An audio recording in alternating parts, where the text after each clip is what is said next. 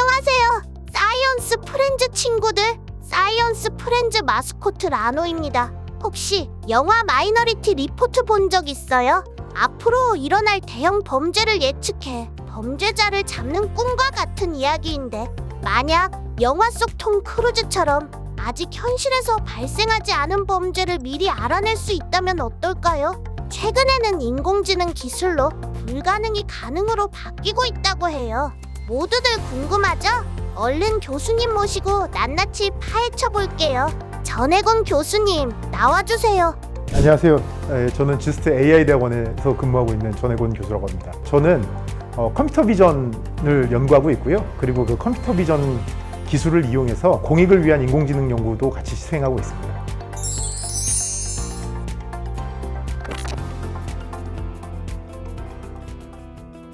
사람을 돕는 이로운 AI라 정확하게 어떤 건가요? 사실은 이게 인공지능 분야가 지난 10년 동안 엄청난 발전을 이룩하지 않았습니까? 근데 이제 사실 그 발전은 우리가 이제 투자한 연구개발비나 아니면 그런 발전의 결과물들은 이제 회사들이 많이 가져갔는데요. 이제 사회에 환원하는 연구라고 보시면 되겠습니다. 그래서 예를 들면 어떻게 하면은 안전한 도시를 만들지, 그리고 어떻게 하면은 효율적으로 사람을 구조할지, 뭐 이런 연구들을 하는 것이라고 보면 되겠습니다.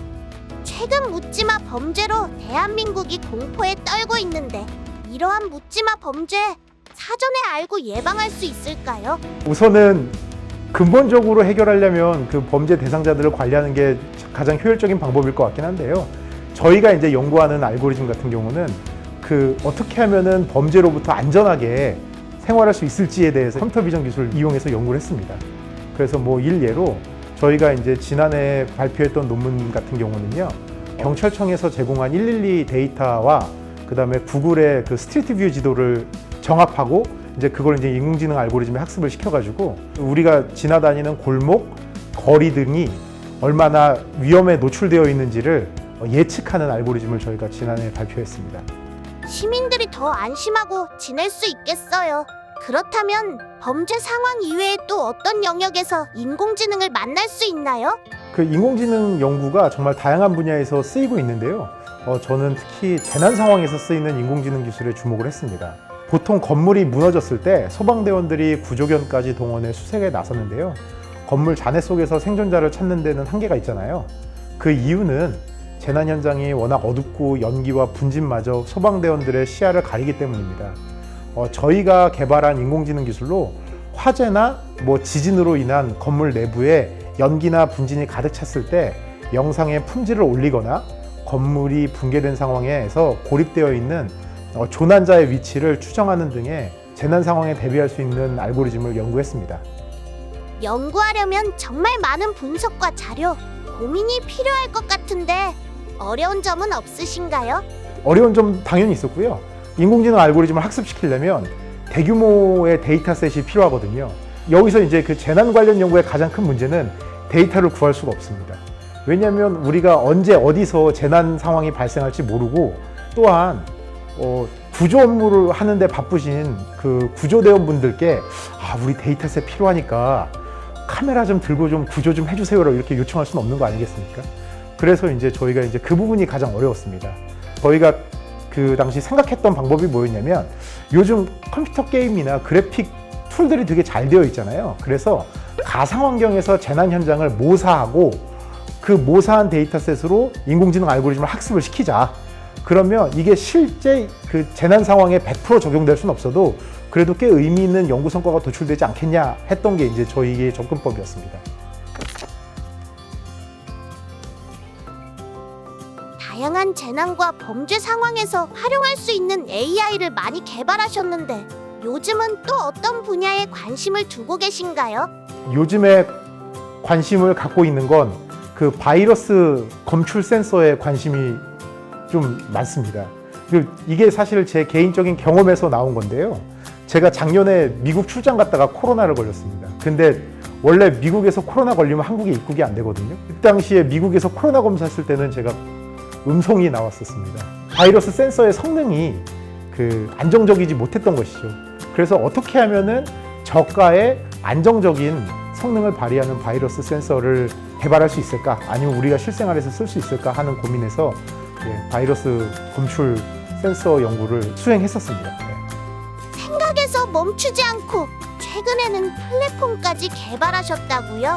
플랫폼은 사실 저희 연구실에서 한 건 아니고 저랑 같이 일하고 계시는 지스트의 송영민 교수님께서 이제 바이러스 검출 센서를 만드셨고요. 그 검출 센서의 입력값을 저희가 어떻게 하면은 효율적으로 분석을 하고 그 다음에 바이러스 감염 여부를 판단할지에 대한 인공지능 알고리즘을 저희가 개발을 했습니다.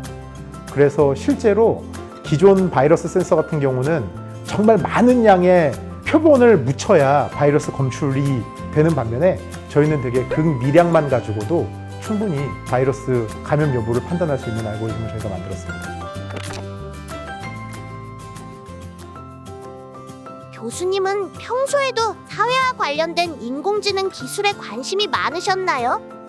평소라고 하면은 뭐 어디서부터 어디까지인지 모르겠는데 제가 박사과정 때부터 이런 기술에 관심이 많았습니다. 왜냐면 제가 이제 학위과정을 할 때 저희 지도 교수님께서 저를 굉장히 많이 이렇게 도와주셨었거든요. 특히 이제 제가 어려운 환경에서 공부하고 그리고 이제 열심히 하는 모습을 되게 좋게 보셨습니다. 그러면서도 한편으로는 네가 이렇게 공부하고 마음껏 연구하는 건 다 사회에서 널 도와주기 때문이다. 너 나중에 잘 되면 이거 갚아야 된다 이렇게 말씀을 많이 하셨거든요. 그래가지고 사실 제가 이제 그 부채의식에 이렇게 제가 연구하고 있는 분야 그리고 제가 연구할 수 있는 시간의 일부를 할애해서 공익을 위한 인공지능 연구를 수행하고 있습니다. 교수님 최고입니다.